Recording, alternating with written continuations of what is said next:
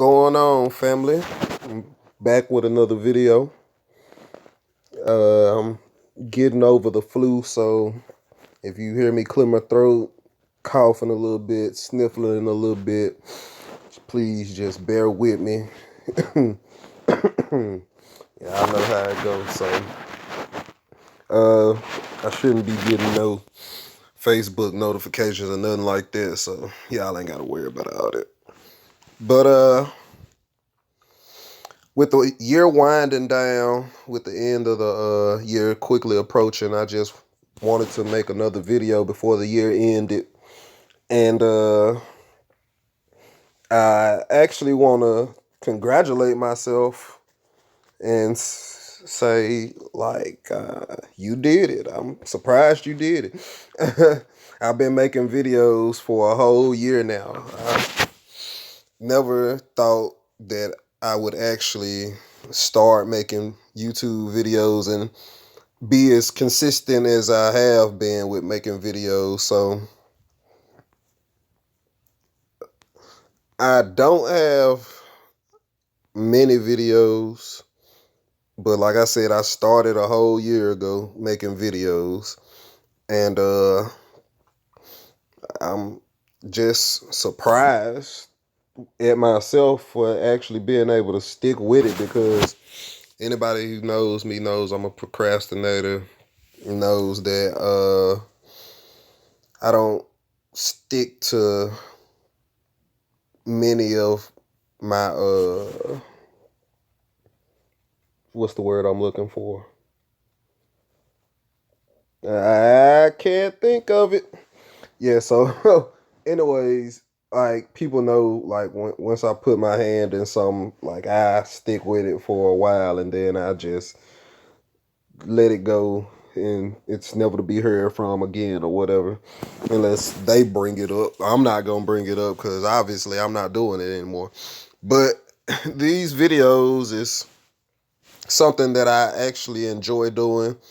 Like, I actually enjoy having intelligent, in-depth conversations with people, which I normally don't have many of. So my soul is kind of saddened.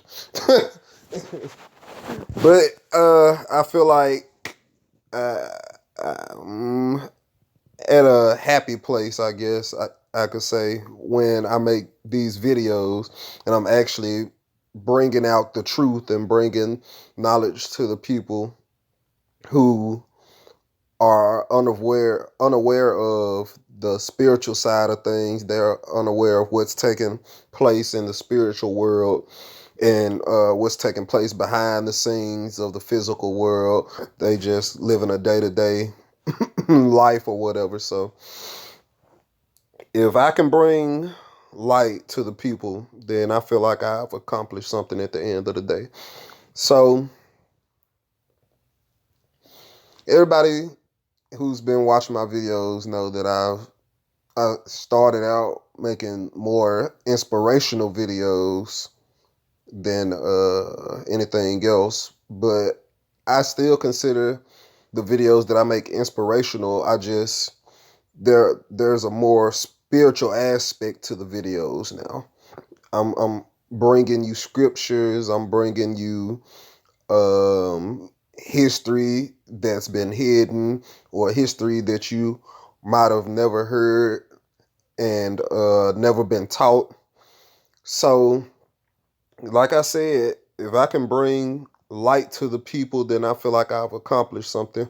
So I feel like I've actually accomplished something this year, despite everything negative that's been going on in my life this past year, and just trying to get my life in order, trying to get my finances in order, and trying to work on self, and happen to find different avenues of comfort and just what's the word I'm looking for? We just gonna leave it at comfort for now, because I can't I'm kind of tired right now. Like I just got off work like an hour ago, but I'm in the mood to make a video, so this video is probably gonna run long too. So my whole point of finally starting to make YouTube videos was because I have a lot of knowledge and information that I felt like the people needed to hear, and I wanted to get out. Like I said, I like having in-depth, intelligent conversations with people, but I'm usually not able to. I'm not able to talk about the subjects that I like and expand on, certain aspects of the spiritual, certain aspects of the Bible or the Quran or the Bhagavad Gita or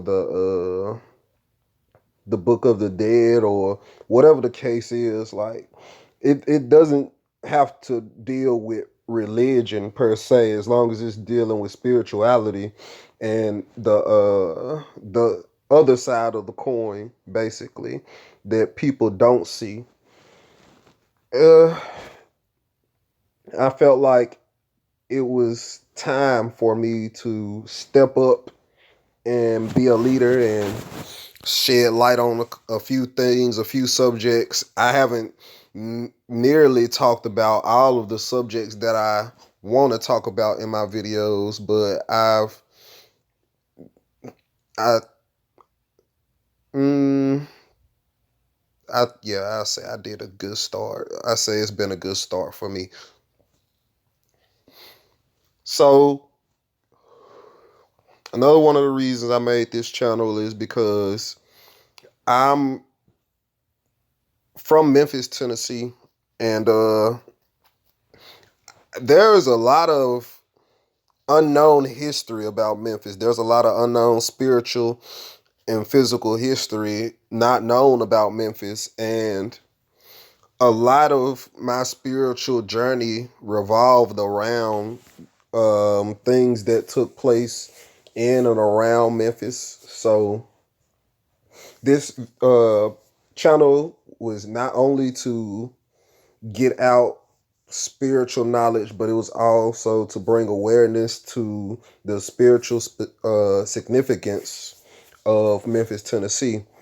And one thing I can say about that is that we should all know by now, and if you don't, I'm going to let you know that there are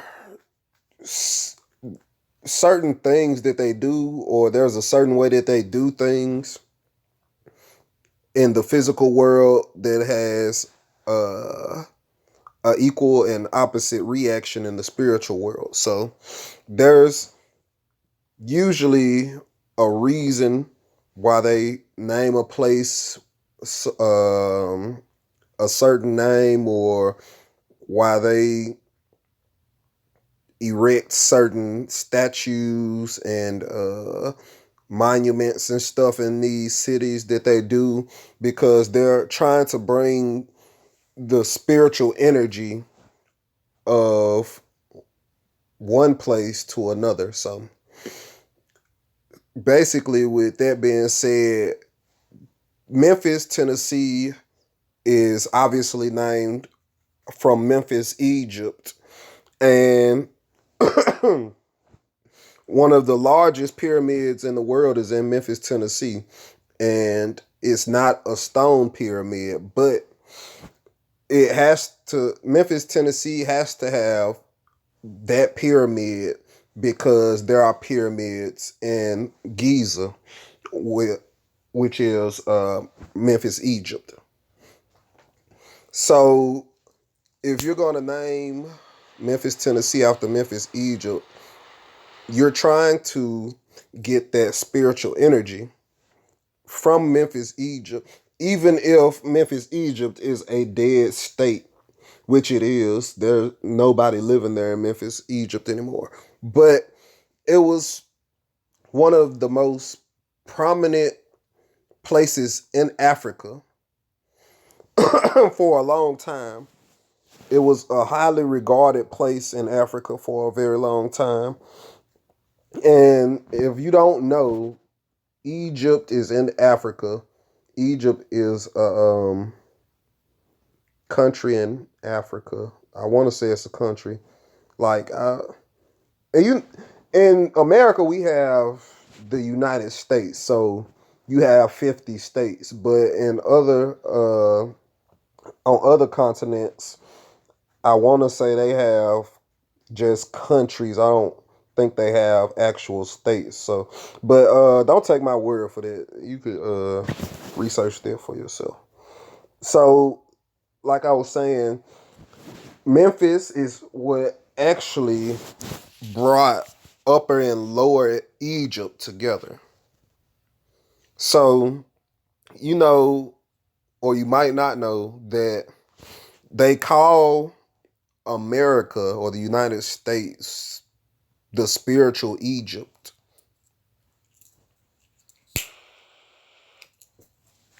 Excuse me. So sometimes they call America Babylon. Sometimes they call it Egypt. Sometimes they call it Sodom and Gomorrah, which was in Egypt. Uh, but the point being that Memphis was the actual capital of Egypt. And Memphis was situated between two rivers. And it was the capital of Egypt. It became the capital of Egypt because it like I said, it brought together Upper and Lower Egypt, or the Upper Kingdom and the Lower Kingdom. So Memphis, Tennessee is situated on the banks of the Mississippi River. But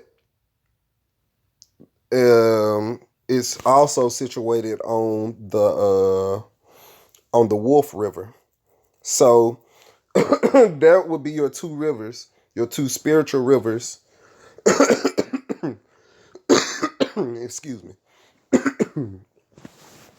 That would be your two spiritual rivers. And then Memphis is situated in a way to where it's not quite in the south of the United States, but it's not in the north of the United States. It's in the mid south. That's where they what the part of the United States where Tennessee and Louisiana and Alabama and Mississippi and all those other states, they're called the mid South states. So it's basically the middle of the United States per se. So it's also called the heartland of America, and it's also called the Bible Belt. So with that being said, it's situated in a way to where it brings together the upper United States and the lower United States, or the northern United States and the southern United States. Basically meaning Memphis, Tennessee brings together the upper Egypt and lower Egypt. The same way that Memphis, Egypt brought together the upper kingdom and the lower kingdom of Egypt. And like I said, where it's situated is called the Bible Belt. The Bible Belt is significant because it's where a high number of Christian churches are settled, basically in the South, in the mid South. So there's a lot I want to touch on. I'm trying to touch the simple things first, the basics first. I'm trying to get to the basics first. So why is the Bible Belt significant? The Bible Belt is significant because, like I said, a large number of Christian churches, no matter what denomination they are situated in the South and in the Mid-South. And with this year coming to an end, there are a lot of things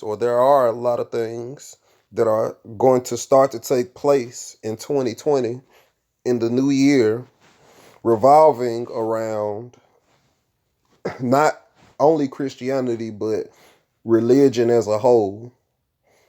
But Christianity is one of the main religions that a lot of things is going to take place around, because Christianity is one of the largest religions next to Islam. So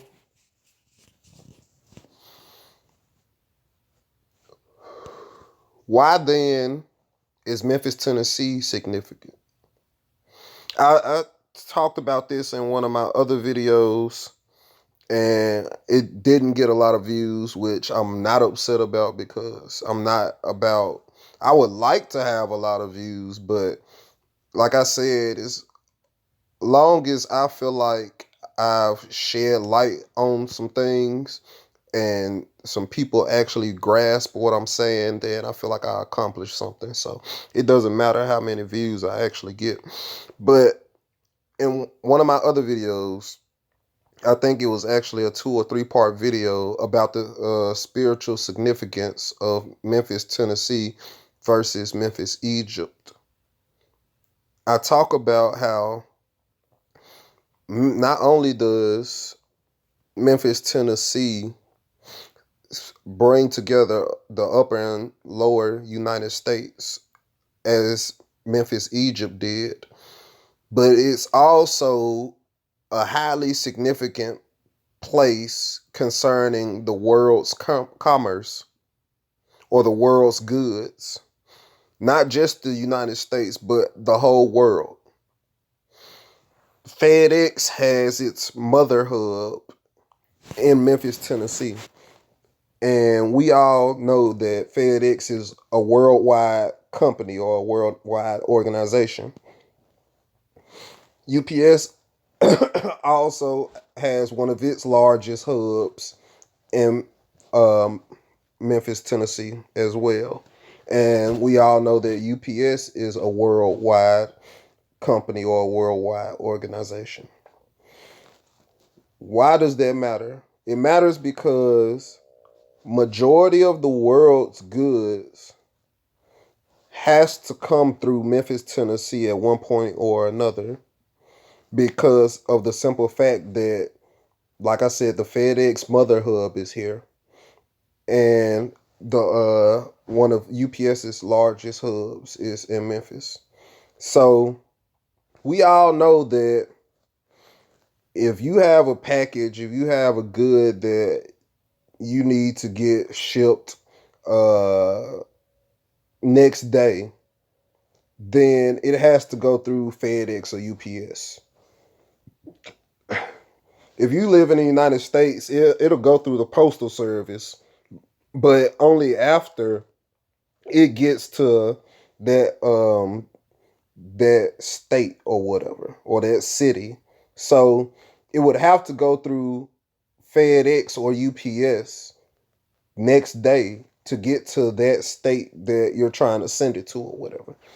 So, like I said, with the FedEx mother hub being in Memphis, all of FedEx's planes deploy from Memphis, Tennessee, from the Memphis International Airport. UPS has like 2 or 3 planes in Memphis, but it has planes that go across the United States, possibly that go across the world. So this is hundreds of thousands to millions of packages, or hundreds of thousands to millions of the world's goods going in and out of these two hubs in the Memphis area.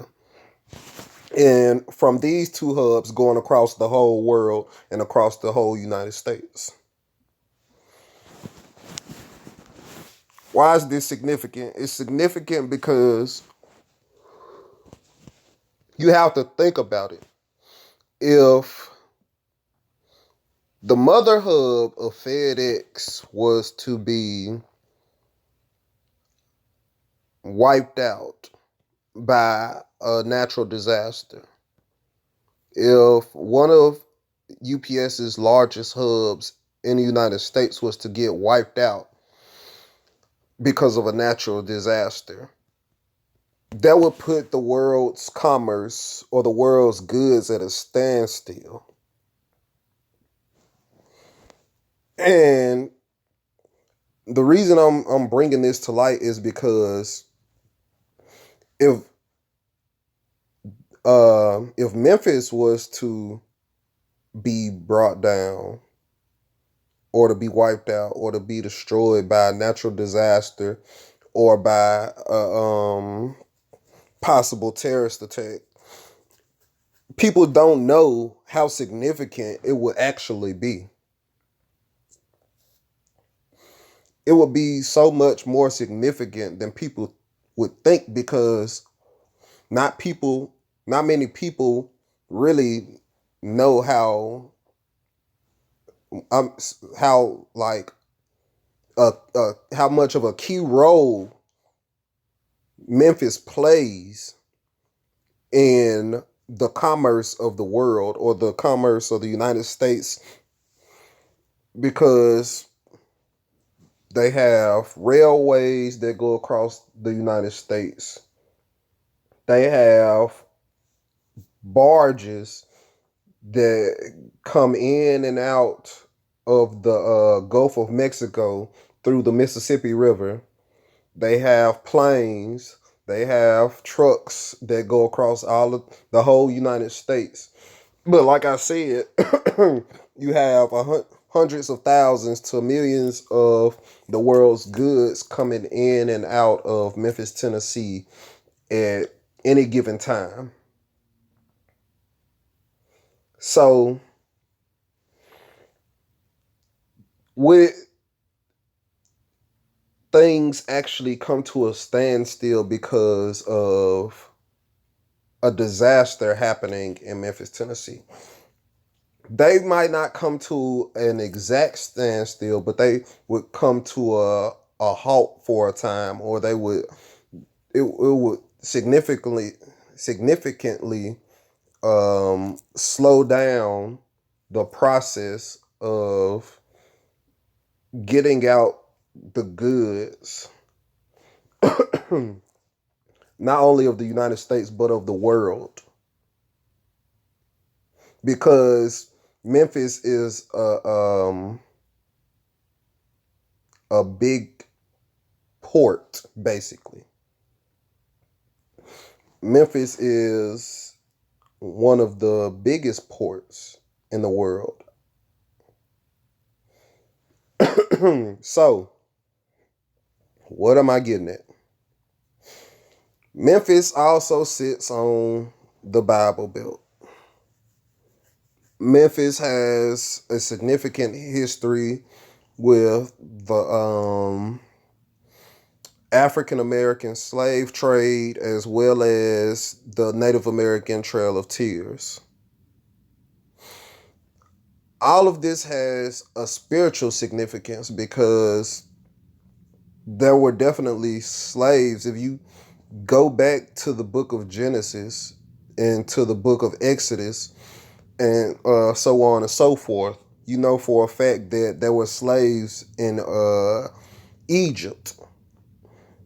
Like I said, back then, Memphis was the capital of Egypt. It may not be talked about much in the Bible or in the scriptures, but Memphis was still the capital of Egypt at that time before Cairo and Alexandria became the capitals of Egypt.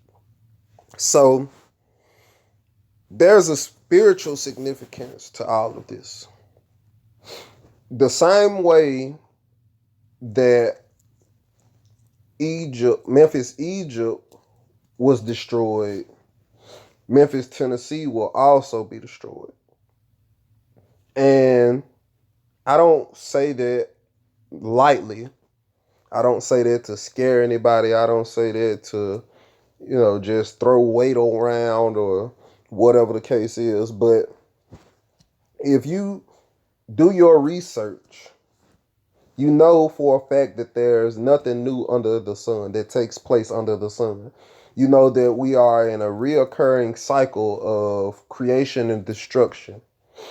You know, we have a grace period or a period of peace for a couple of thousand years, maybe, and then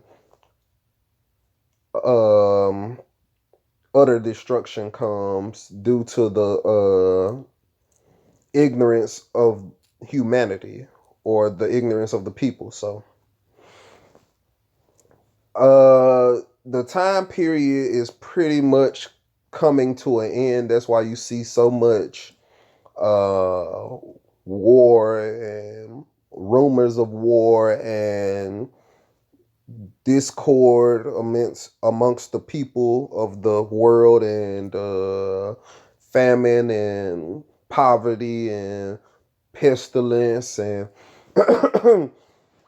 anything negative taking place in the world that there's a high frequency of, or it is starting to become more commonplace for the negativity.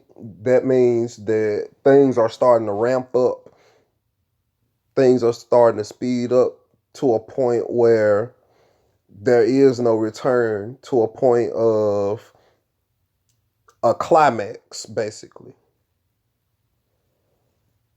So all of this has to play in with the 400-year prophecy, which is the 400 years of slavery and oppression of the Hebrews, which the 400-year prophecy was basically that the Hebrews will be taken into captivity, and they would be taken across many waters, and they would be in a land that was not their own, enslaved by people that were not their own, and they would go through a lot of grief for 400 plus years. So this is the meat of the situation. This is the what's the word I'm looking for?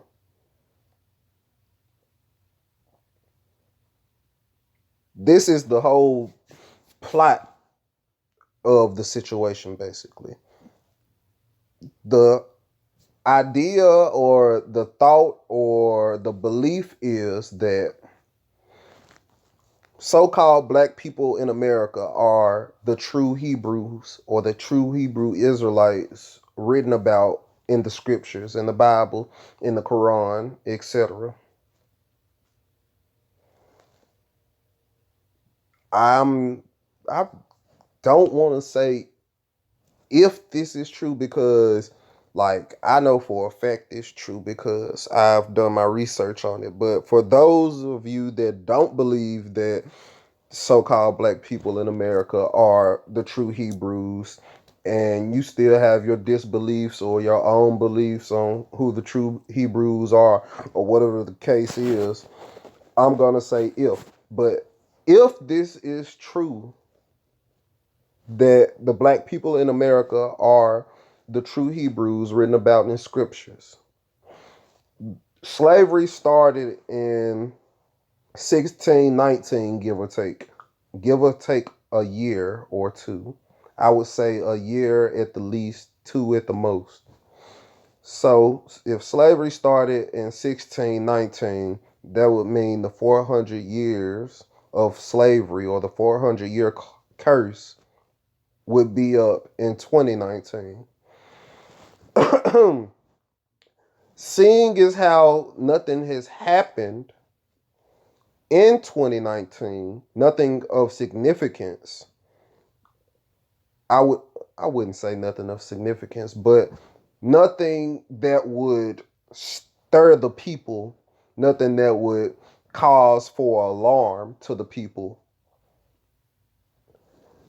Then the case would have to be argued that the 400 years, whether it started in 1619 or not, would have to actually end at the end of 2019, in the beginning of 2020. Now, with that being said, if you're a spiritual person, you know for a fact, or you feel it, that there are certain changes taking place in the world on the spiritual side that's starting to manifest on the physical side, that we can feel the energy. We can feel it in our bodies. We can feel it in our spirits. We can feel it in our souls. We can see it in our mind's eye that something is taking place. Things are changing. Something isn't right. So, like I said, nothing of major significance has happened in the course of the year of 2019, which would mean, or which would have to mean, that even though the 400 years is up in 2019, that nothing significant will actually take place until after 2019 in the oncoming years. So things would probably have to start taking place in 2020.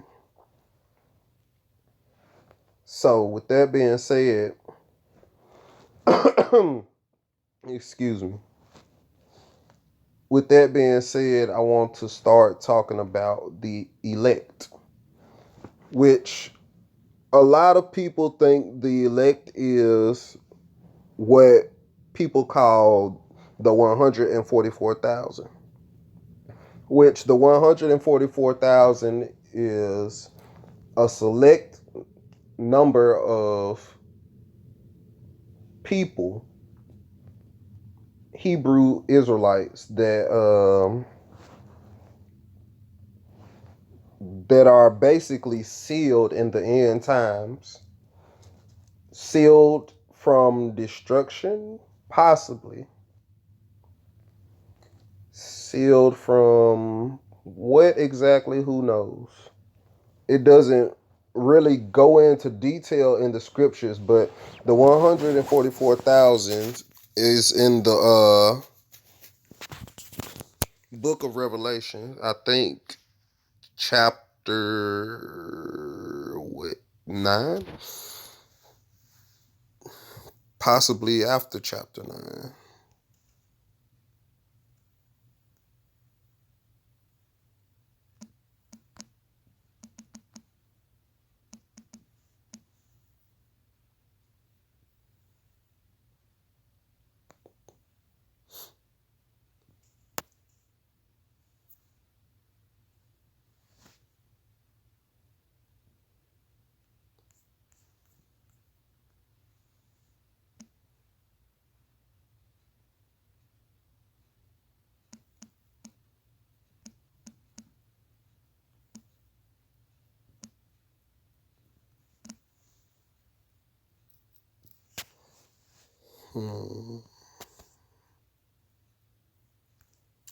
Yep, Revelation chapter 7.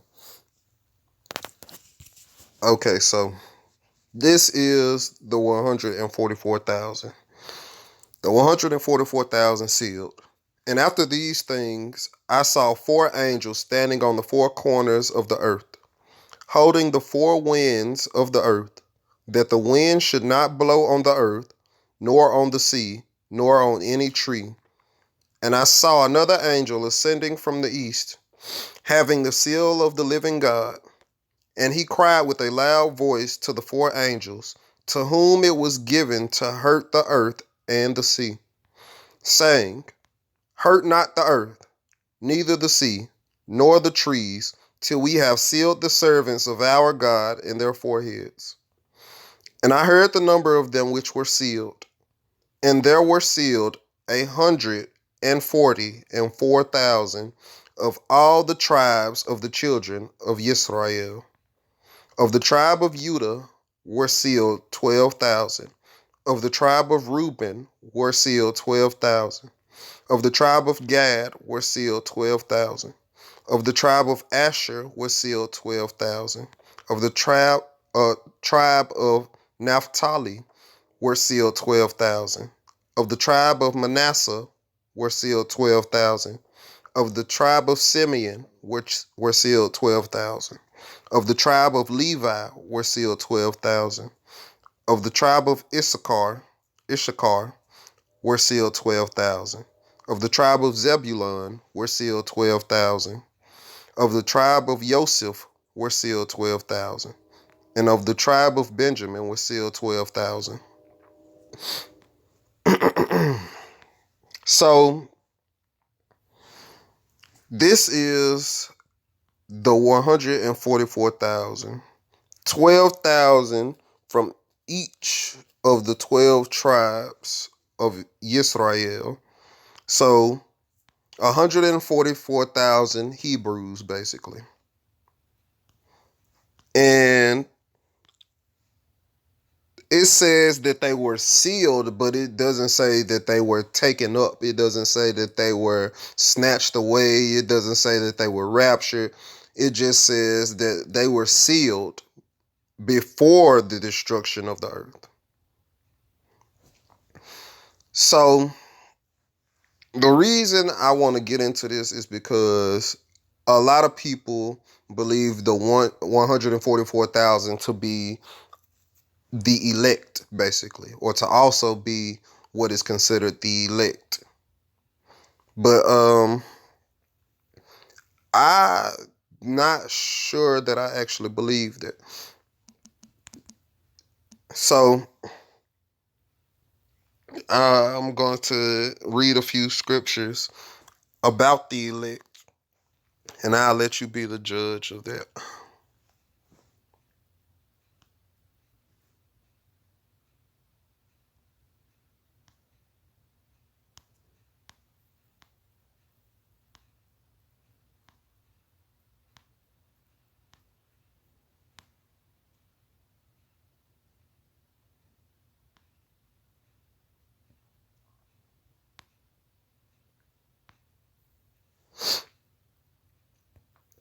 Here we go. This is the exact scripture that I was looking for. So,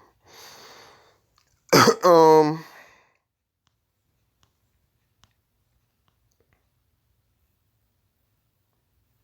I'm going to start at verse 15. So, Matthew chapter 24, verse 15. When ye therefore shall see the abomination of desolation spoken of by Daniel the prophet stand in the holy place, whoso readeth, let him understand. Then let them which be in Judea flee into the mountains. Let him which is on the housetop not come down to take anything out of his house, neither let him which is in the field return back to take his clothes. And woe unto them that are with child, and to them that give suck in those days.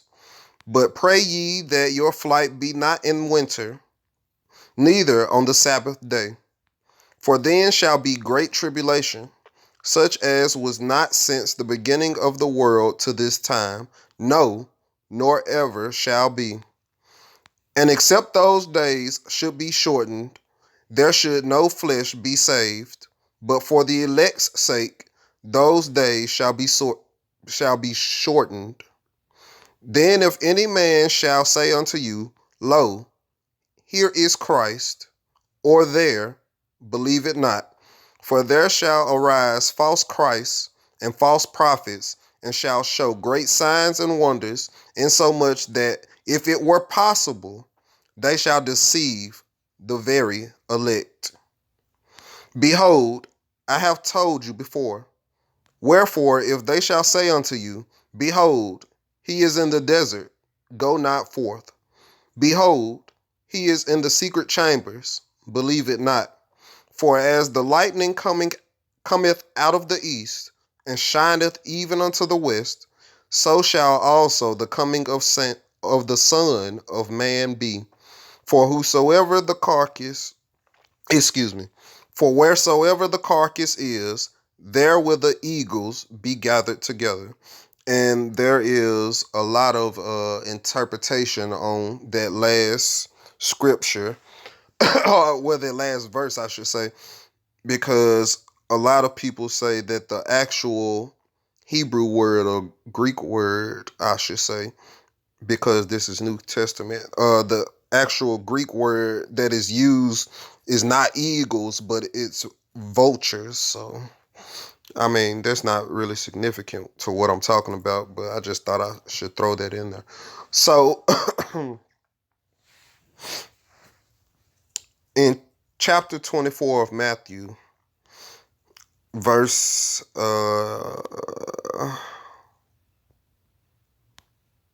starting at verse 22, it's talking about the elect.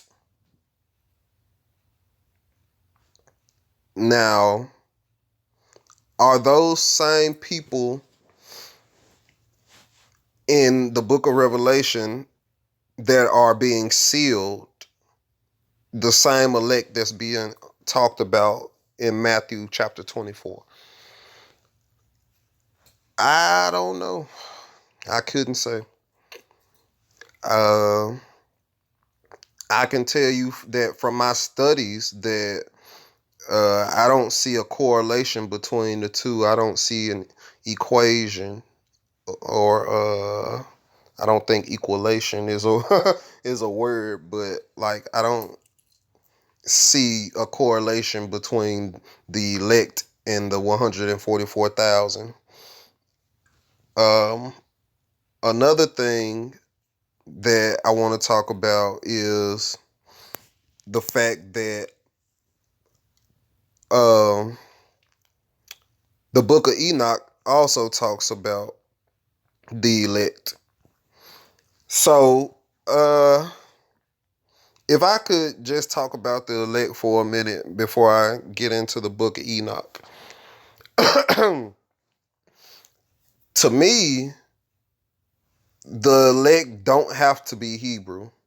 The elect is basically, we can see from the scriptures, the elect are those that aren't deceived by the Antichrist or by the false prophets. So the elect are basically those people that were chosen to awaken at this point of time in the end times. Or the elect are these people that are elected to lead the to lead the people to salvation, or to lead people to the truth amongst all the antichrist and the false prophets. Whereas the 144,000 are strictly Hebrews that are sealed because they are God's chosen. The Hebrews are God's chosen people. So,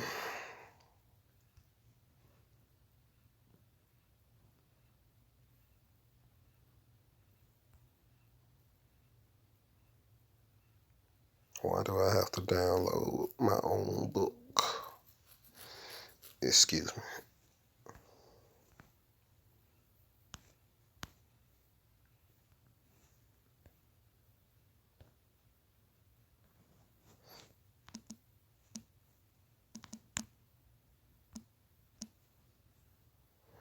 And there are a lot of scriptures about the elect in the book of Enoch. It says 144 results in book, which is ironic. It's not a coincidence because for some reason the word coincidence or a word for the word coincidence is not in the scriptures. So a lot of people believes that there is no such thing as coincidence. What just happened?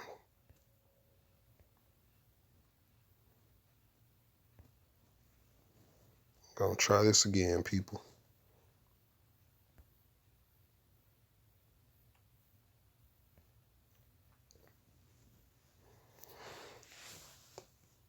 There is no room for doubt as to the Palestinian origin of the book. The various authors are at home in Palestine and accurately acquainted with the various localities close to Jerusalem, the valleys, brooks, and other natural features in its immediate neighborhood.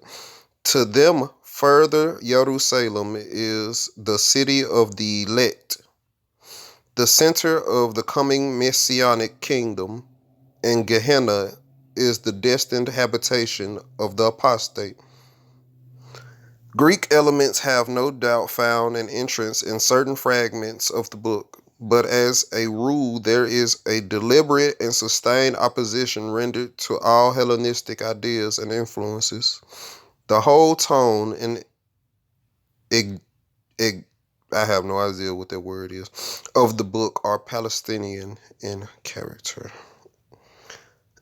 Not what I was looking for.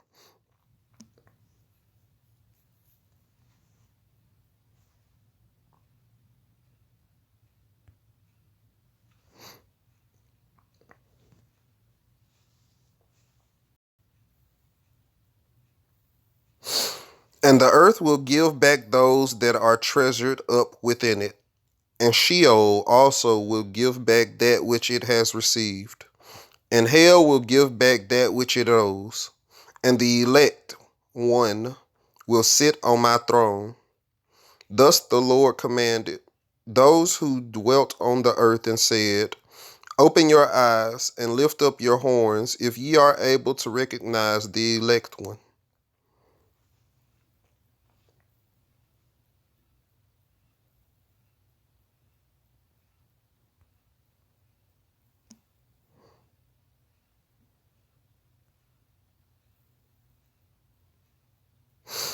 Only the elect in the messianic kingdom are allowed to eat of the tree of life.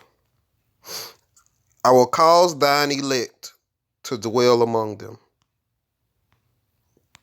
The elect angels, elect and holy children of the high heaven, the elect one, i.e., the Messiah. Shall not God avenge his elect, which cry to him day and night, and he is long suffering over them? The Christ of God, the elect one, the elect one, where Gehenna first definitely appears as hell. Four titles applied for the first time in literature to the personal Messiah, and the similitudes are afterwards reproduced in the New Testament. These are Christ, or the Anointed One, the Righteous One, the Elect One, and the Son of Man, Christ, or the Anointed One. The Elect One, this title likewise appearing first in Enoch. The Christ, the Elect One, in the Old Testament we find mine elect, but not the elect one, the Son of Man.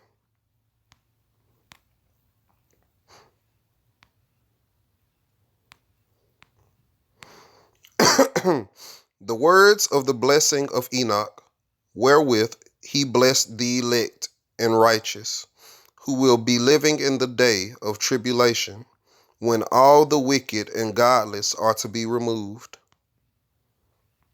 The elect and righteous. The elect I spake, and uttered a parable concerning them. The holy and great one will come forth from his dwelling, the God of the world. And going from thence he, the elect, and grace will be upon them, and they will all belong to God, and it will be well with them, and they will be blessed, and the light of God will shine upon them. But for the elect, there will be light and joy and peace, and they will inherit the earth. But upon you, ye ungodly, there will be execration. Then too will wisdom be bestowed on the elect, and they will all live and never again sin, either through heedlessness or through pride. But they who are wise will be humble, nor fall again into sin. By its fruit, life will be given to the elect. It will be transplanted to the north, to the holy place, to the temple of the Lord, the eternal King.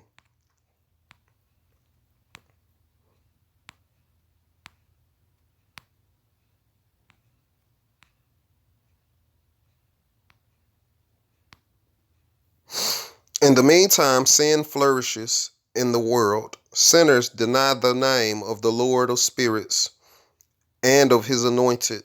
The kings and the mighty of the earth trust in their scepter and glory and oppress the elect of the children of God.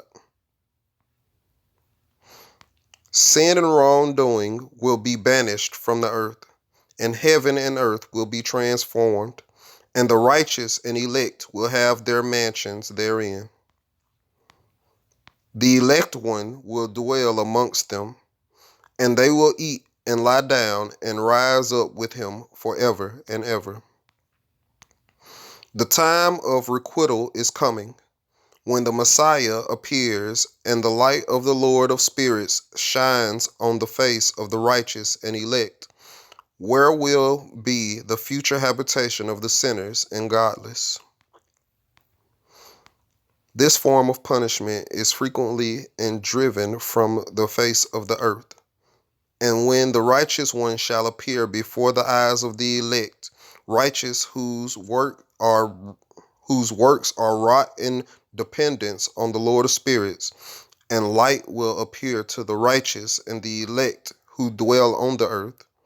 Where then will be the dwelling of the sinners, and where the resting place of those who have denied the Lord of spirits? It had been good for them if they had not been born. And when the secrets of the righteous shall be revealed, then will the sinners be judged and the godless driven from the presence of the righteous and elect. The Messiah will not appear till the final judgment. The Messiah is variously named, the righteous and elect one, the elect one of righteousness and of faith.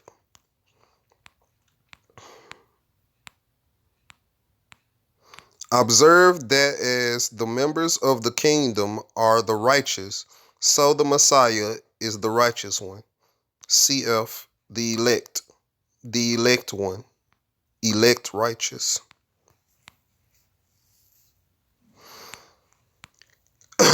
And will no longer be powerful and exalted, and they will not be able to behold the face of the holy.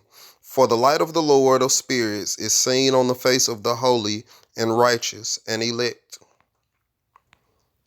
With the rulers of the earth, as such, the latter section has practically no concern. The holy and righteous and elect. This designation is found also. That ain't about no. And it will come to pass in those days that elect and holy children of the high heaven will descend, and their seed will become one with the children of men. And in that place mine eyes saw the elect one of righteousness and of faith, and how righteousness shall prevail in his days, and the righteous and elect shall be without number before him forever and ever. And I saw his dwelling place under the wings of the Lord of spirits, and the righteous and elect before him are beautifully resplendent as lights of fire, and their mouth is full of blessing, and their lips extol the name of the Lord of spirits, And righteousness before him never faileth, and uprightness never wars.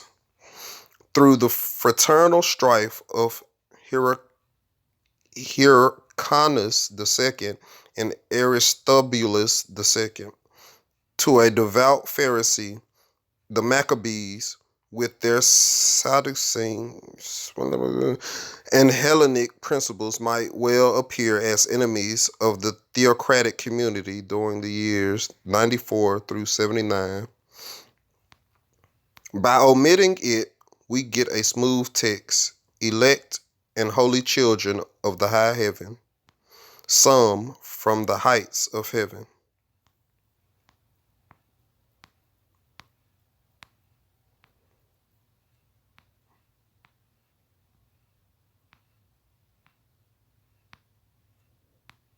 And uprightness never faileth before him, of the future messianic kingdom, and that we must not press the details, for in this, as in vinous frequently, there is no exact observance of the unities of time and place. No one, no one individual period is indicated, for the fact that the Messiah is surrounded by all his righteous and elect ones shows that the history of the world is closed and the final judgment already passed. Yet this is impossible, as the angels are still praying on behalf of men. Nor from this chapter, taken by itself, can we argue as to the locality indicated by the vision. At first sight, it seems to be heaven, as the Messiah and the righteous are under the wings of the Lord of Spirits. Yet this is impossible, as the history of mankind is not yet consummated, and the Messiah appears only to carry out its consummation. And the second voice I heard, blessing the elect one and the elect ones who cleave to the Lord of Spirits. The second presence is Raphael, who praises the elect and the elect ones, conformably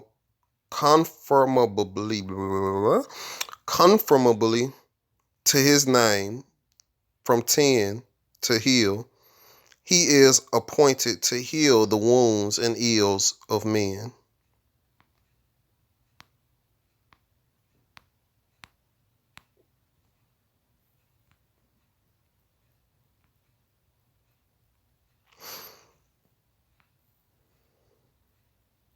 There saw I the mansions of the elect, and the mansions of the holy, and mine eyes saw there all the sinners being driven from thence, which had denied the name of the Lord of Spirits, and being dragged off, and they could not abide there because of the punishment which proceeds from the Lord of Spirits.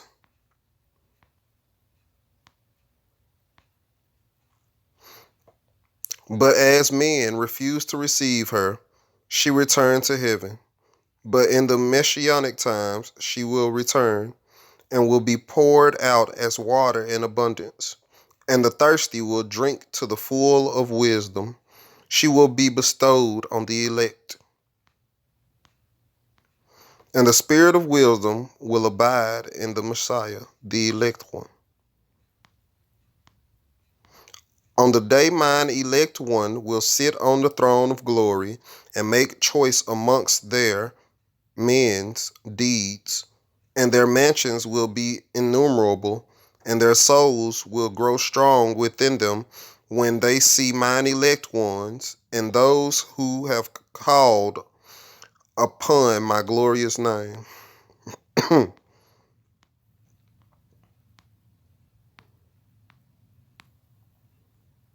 After the judgment, the messianic kingdom is established. I don't need to know how much money I made. After, After the judgment, the messianic kingdom is established, and its scene will be a transformed heaven. That day I will cause mine elect one to dwell among them, and I will transform the heaven and make it an eternal blessing and light. And I will transform the earth and make it a blessing and cause mine elect ones to dwell upon it. But the sinners and evildoers will not set foot thereon.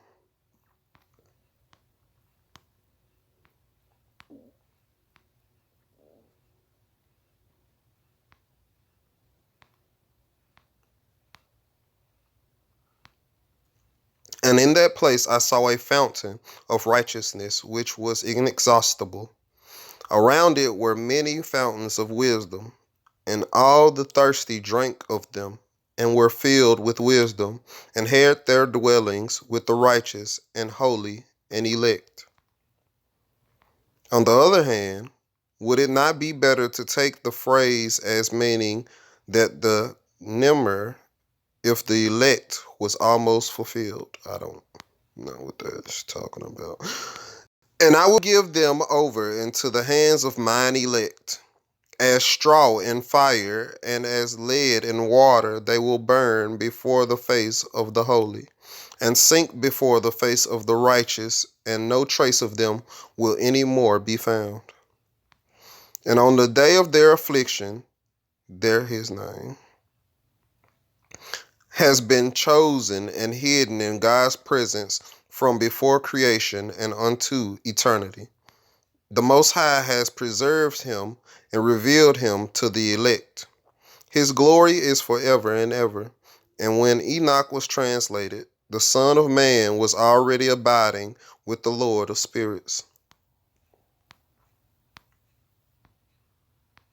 The word translated continuance is the elect one standeth before the Lord of spirits, and his glory is forever and ever, and his might unto all generations.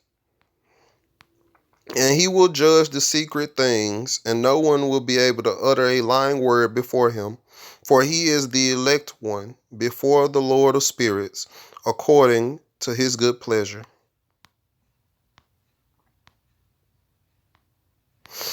All right, so I'm not going to continue reading, but from the book of Enoch, if you couldn't get a clear understanding, if you actually read the book of Enoch, you might possibly get a clear understanding that the elect are more so people that were chosen by the Most High and by the Holy Spirit to inherit the earth, basically, but only after the judgment.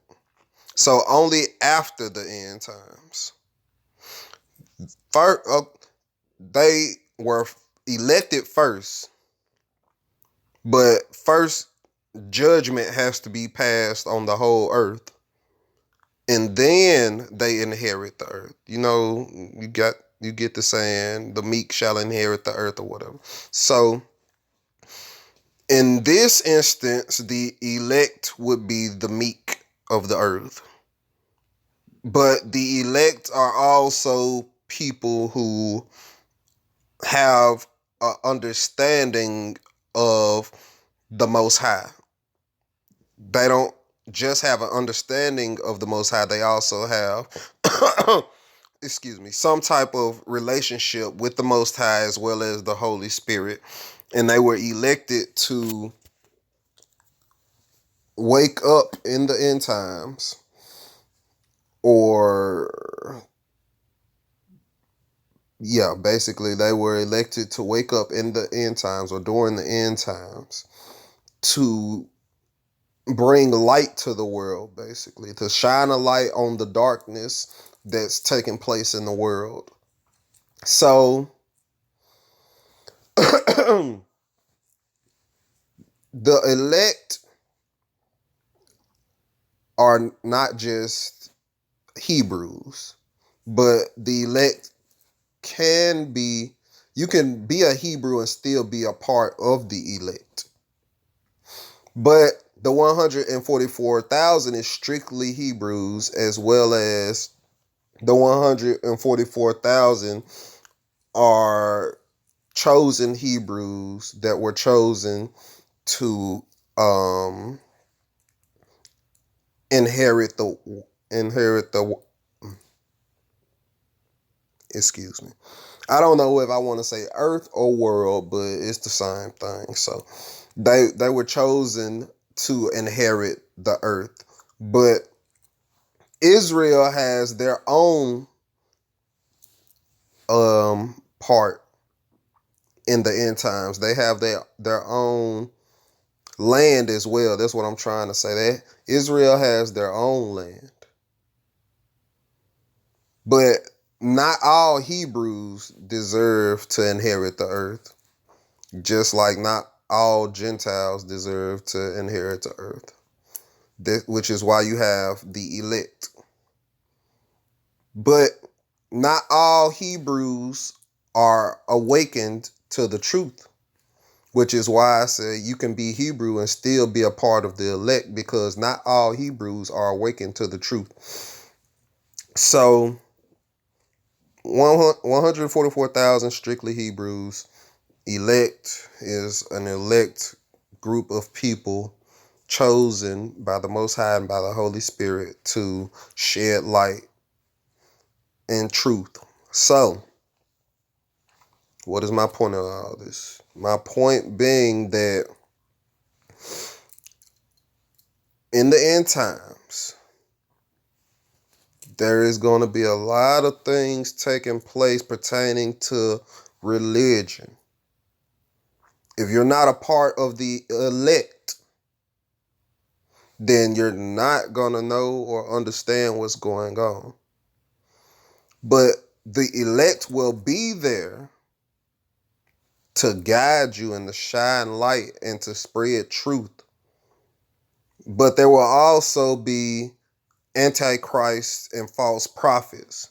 There are already antichrist and false prophets in the world.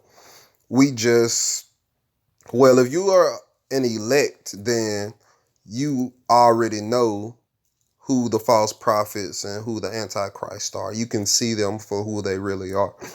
But if you're not an elect, then you have to look to someone who's actually trying to spread the truth and shine light on who the Most High is, how the Most High works, and that's not trying to lead you astray from the Most High. If you're not sure you're an elect, then I'm going to be honest, more than likely, 9 times out of 10, you're not an elect because you're not sure if you're an elect. So, excuse me, that was badly timed cough. But I'm just being honest. If you're not sure you're an elect, 9 times out of 10, you're not. But there's nothing wrong with that.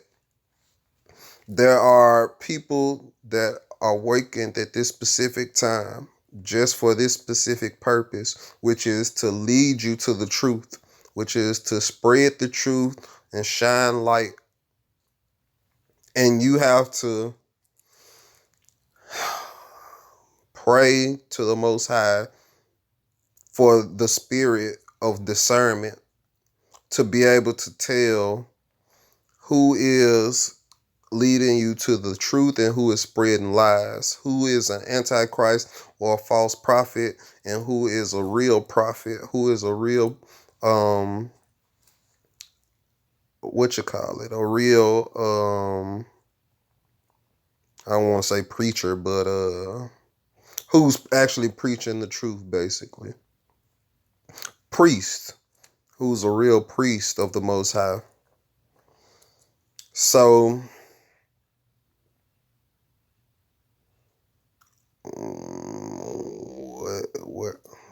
wait a minute. Okay, so basically,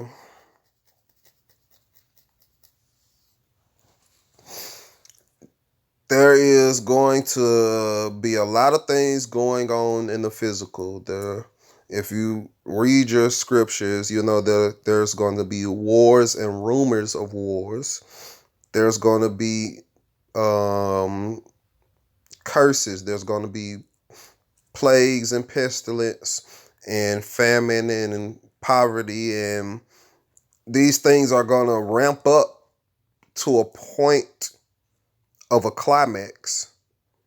And all of these things are only taking place to scare you and to deceive you into making the wrong decision, to siding with the Antichrist and the false prophet. But a lot of it is going to be centered around religion. A lot of it is going to be centered around the coastal states of the United States and the mid-south of the United States, because the mid-south is home to the Bible Belt, which is home to majority of the Christian churches in America. So a lot of devastation is going to start taking place. And if you're not prepared for it spiritually or mentally, then you might end up making the wrong decision. Yes, they're going to do things with the economy. They're going to do things with the stock market and with the banks and stuff like that. But that's only a small part of the agenda, a small piece of the agenda that's actually taking place. So I, I, I, I'm bringing all of this to your attention because things are gonna start taking place very soon, within the next year, within the next few months, within the next few weeks, because this year is coming to an end quickly. So another reason I want to bring up Memphis is because, like I said, there's nothing new that happens under the sun. So this Memphis is named after Memphis, Egypt. Memphis, Egypt was utterly destroyed in the scriptures. So Memphis, Tennessee would have to utterly be destroyed because, like I said, there's a reoccurring cycle. My bad. So does that mean that Memphis is full of sin? I mean, there's no place on earth that isn't full of sin, but that doesn't mean necessarily that Memphis is such a sinful place that it can't be redeemed, that it's not up for redemption or anything. It's just a bad luck of the draw, basically. But what I'm getting at is that what's gonna start everything off, what's gonna start all of these events off, is one significant event. It might be a false flag terrorist attack. It might be a meteor or asteroid uh, hitting the earth, or a meteor shower hitting multiple parts of the earth. It might be a tsunami, or it might be an earthquake. My belief is that there are multiple earthquakes talked about in the scriptures as far as the end times goes. And at least two or three of the earthquakes talked about are supposedly supposed to be felt around the world. Now,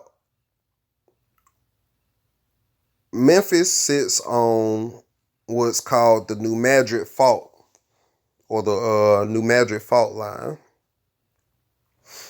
And the last major earthquake that was on the New Madrid Fault was hundreds of years ago. I think even before slavery. Matter of fact, let me see.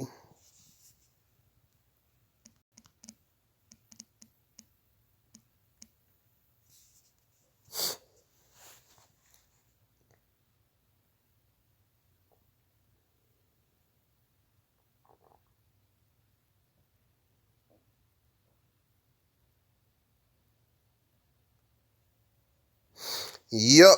So it was way before slavery had even came into be no what I say slavery started in 1619. Nah, so it was way after slavery had came into effect because the earthquakes actually took place in 1811 and 1812. So that was the last major earthquake that the New Madrid fault had.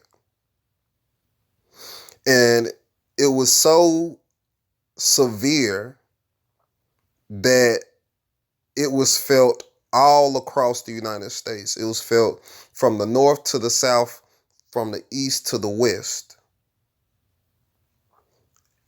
And it was so severe that it caused the Mississippi River to run backwards. Now, why is this significant? It's significant because they've been saying for years, since I've been a child, that the New Madrid fault is well overdue. I don't know. I always be having two words in my head. I ain't know if I want to say well or long, and I don't know, man. Anyways, they've been saying for years that the New Madrid fault is well or long overdue for another major earthquake. With them being able to somewhat predict major earthquakes now, and them saying for so many years, 20, 30 plus years, 40 plus, 50 plus years of the New Madrid is due for another large earthquake, but nothing has happened yet. There has to be not only a scientific explanation behind it, but there has to be a spiritual explanation behind it. And to me, the fact that the earthquake hasn't taken place yet is because it's not time for it spiritually. But when the earthquake actually does take place, it's going to be so severe that it's going to shake the whole United States. And it might possibly um, shake apart the United States. And it's going to cause so much death and destruction that the United States is going to be in a state of emergency. And not only that, it's going to cause turmoil within the government of the United States. It's going to cause turmoil with the economy, with the I just said it, with the stock market. It's gonna uh we might possibly already be in World War III, if not on the brink of World War III, but that might be what sends it over the edge. The earthquake might be so severe that one of these other countries takes advantage of it and decides to attack the United States. So it's definitely going to happen, but the question is, when is it going to happen? I feel like it's like they said, it's long overdue for it to happen, but I also feel like it's not meant to happen, or it wasn't meant to happen before its time. I feel like its time was somewhere around the end of the 400-year prophecy. Another thing that I want to shine some light on real quick.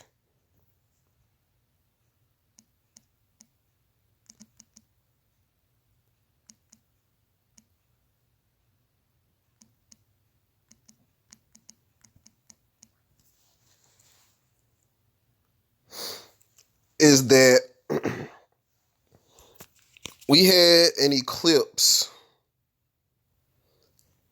in 2017. We had a total solar eclipse.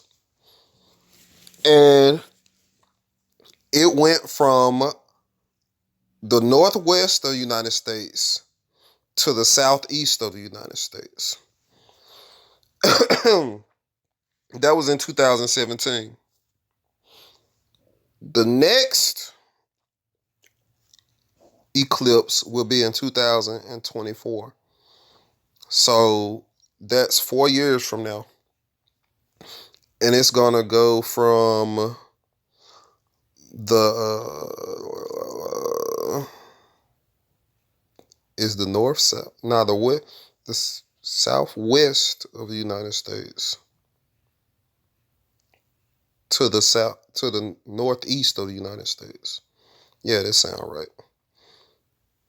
Either way it goes, the point that I'm making is that it makes a X of the United States, and the X just so happens to be over the New Madrid Fault. So, why is that significant? Because why do we have two eclipses that, because an eclipse never actually goes across the whole United States. Usually you can only see it in certain states and whatever. But the one in 2017 went across the whole United States. And the one in 2024 is going to go across the whole United States. And they intersect and make a X over the New Madrid Fault. Now, does that mean something is going to take place before the next eclipse, during the next eclipse, or after the next eclipse? We don't know, but we have 4 years to find out. I feel like there is a spiritual reason behind these two eclipses making an X over the New Madrid Fault. Right over, I can't zoom in anymore, but right over Memphis, Tennessee, by the way. Not the intersection where they intersect, but the X is literally right over Memphis, Tennessee. So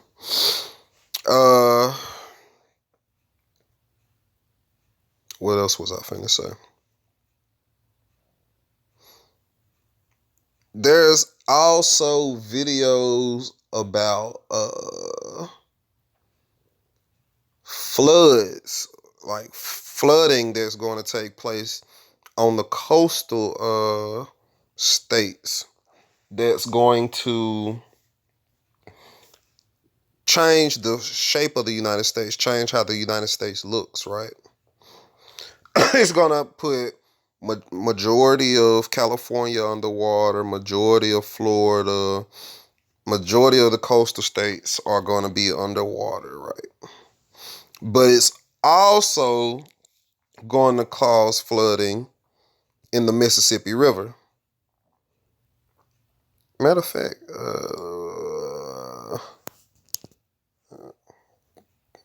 where would I find that picture?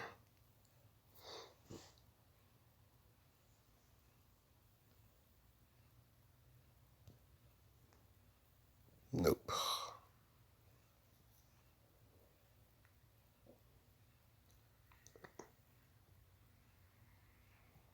Right here. All right, so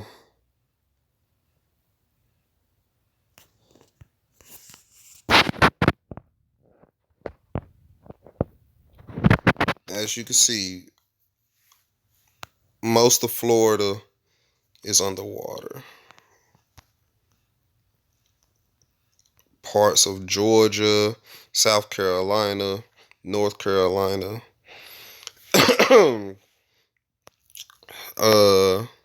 majority of California is underwater.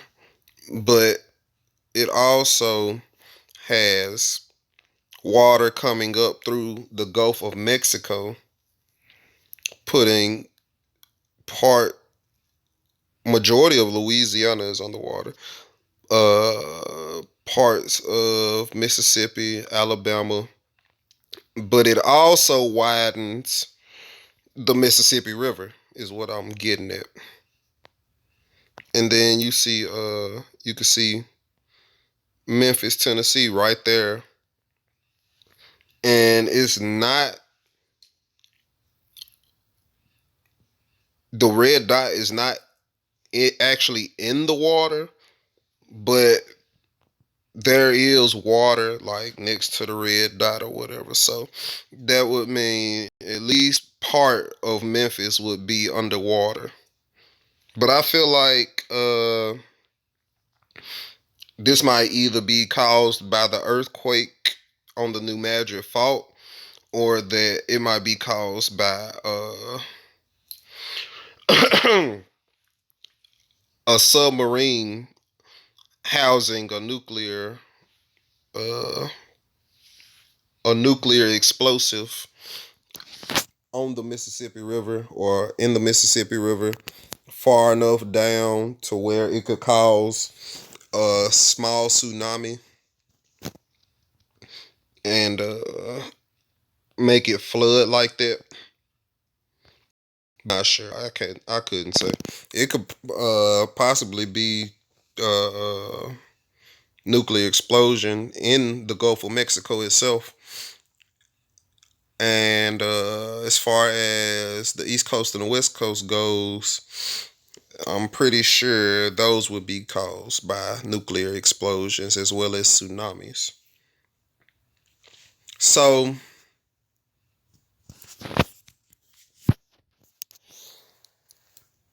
what I'm getting at is that we don't know how much time we have to figure all this stuff out. We don't know how much time we have to get right with the Most High. We don't know how much time we have to change our ways. All we can do is pray for the best, prepare for the worst. All we can do is try to spread as much truth as we can, try to shine as much light as we can on these subjects, um, on these shadowy operations that's going on behind the scenes, out of the public view, out of the public eye, and try to lead as many people as you can to the truth. So there's a lot of other stuff I could have touched on as far as like the New Madrid Fault, and as far as the possible next 9/11 attack or false flag terrorist attack and stuff like that. But I'll probably save it for another video. I mean, no problem. I'm finna end this video, so I'll save it for another video. I was saying it's possible I might not do that video, but we'll find out. Um, if I do the video, it's gonna be centered around this video. If you haven't seen it, check it out. iPet Go 2. iPet Go 2 is basically a video that they started production on it in 2006, and then they put it out in 2012 when there was all that hysteria about 2012 being the end of the world. And then it came back up in 2000, like 16, 13, 14, 15, 16, 2016, 2017. So iPet Goat 2 is basically, it's animation about the 9/11, which we all should know by now that 9/11 was an inside job. So it's an animation about 9/11, but not only 9/11, it's also a foreshadow of the next 9/11. So there's a lot of symbolism, there's a lot of hidden meanings, there's a lot of things you have to have an attentive eye for that they're showing in the video. You have to really be on your up and up with the occult, with the hidden meanings and stuff. So if you're not, then you're not gonna understand the video at all whatsoever, because there's a lot of symbolism and hidden meanings in there. So I would advise you to watch it though if you're into that type of thing, because I might very well make a video on it. Before I go to my subscription, show y'all who I'm subscribed to.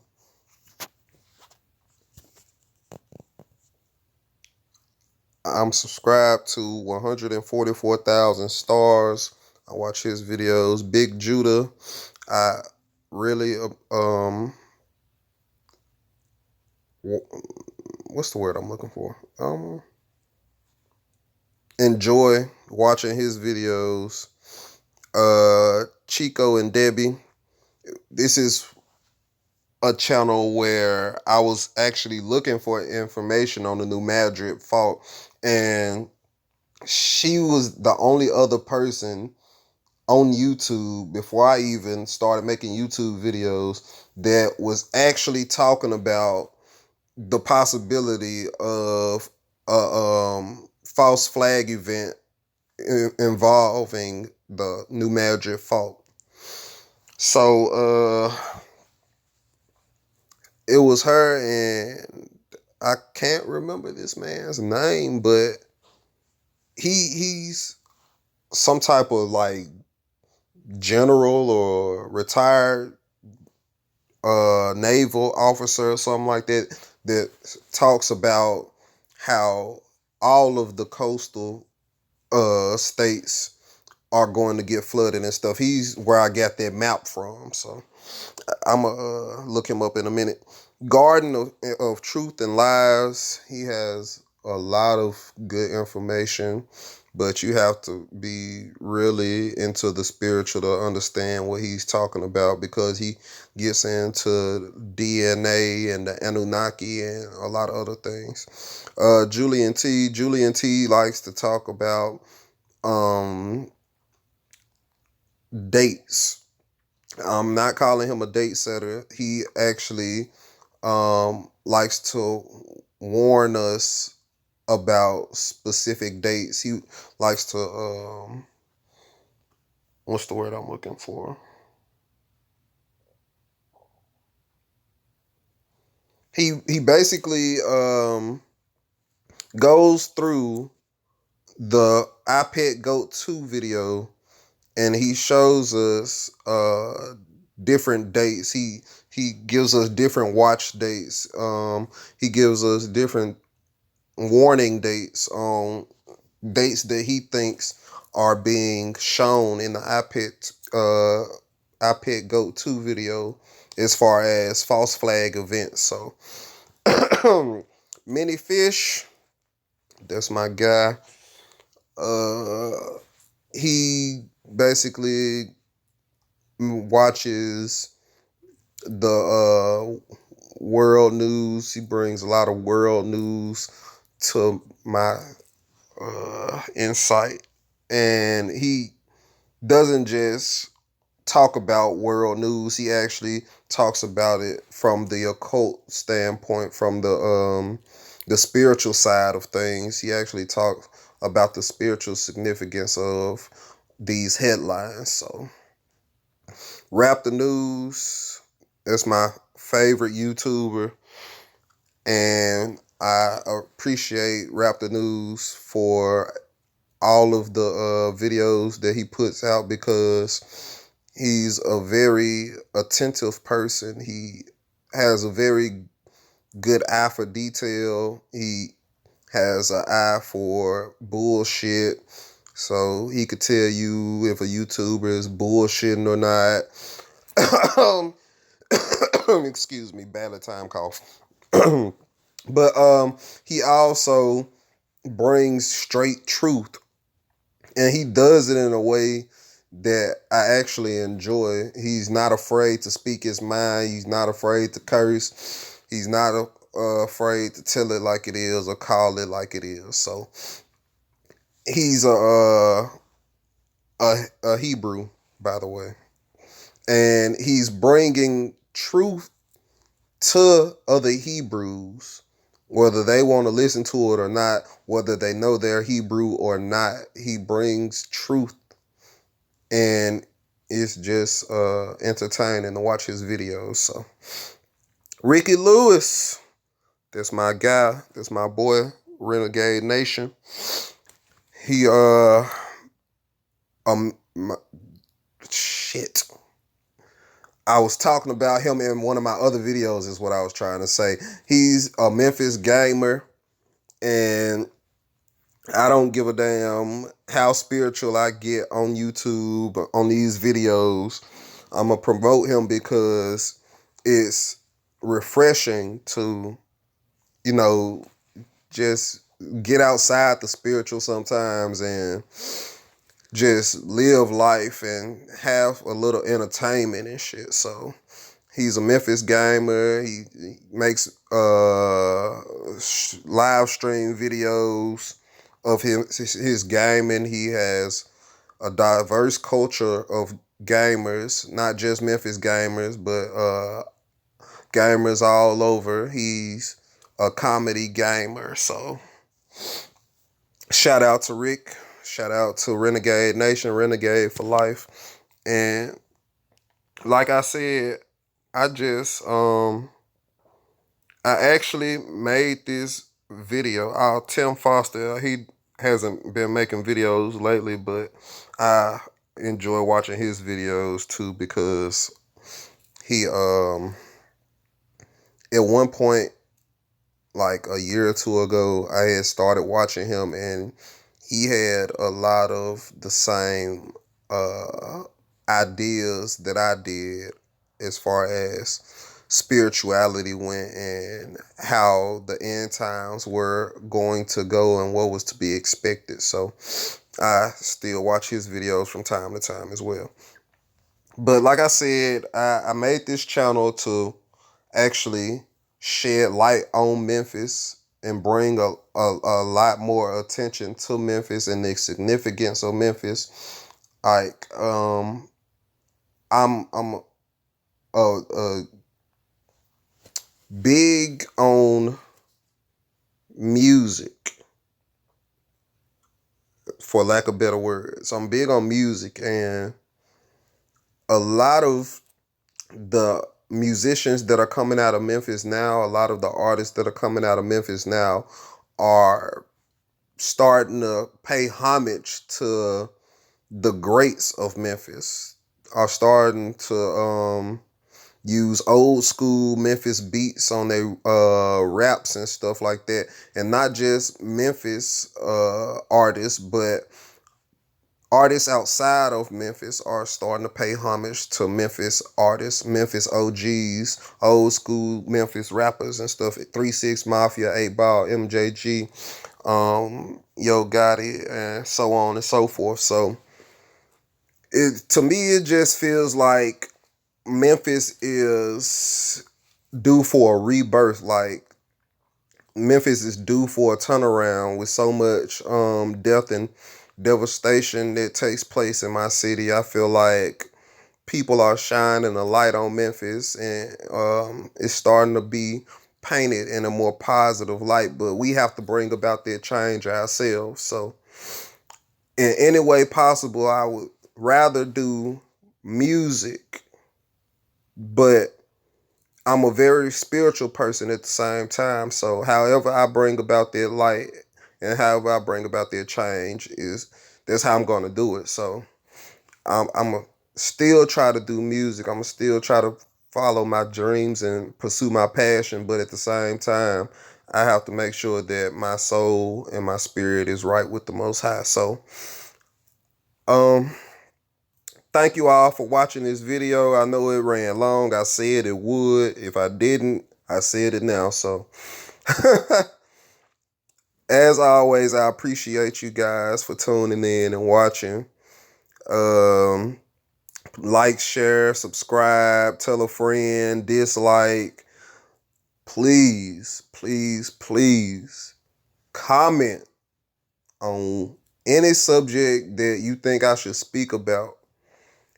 Give me something to speak about. Give me something to make videos about so I won't feel so uneasy and not at peace with myself for not being able to have intellectual conversations with people, spiritual debates, intellectual debates, intelligent conversation. I'm always open to ideas. I'm not a closed-minded person. I'm an open-minded person. I'm always open to suggestions and so on and so forth. So, with that being said, I'm signing off. And hopefully it won't be too long before I make another video. Thanks for watching. I'm sorry, guys. I don't know why I paused like that.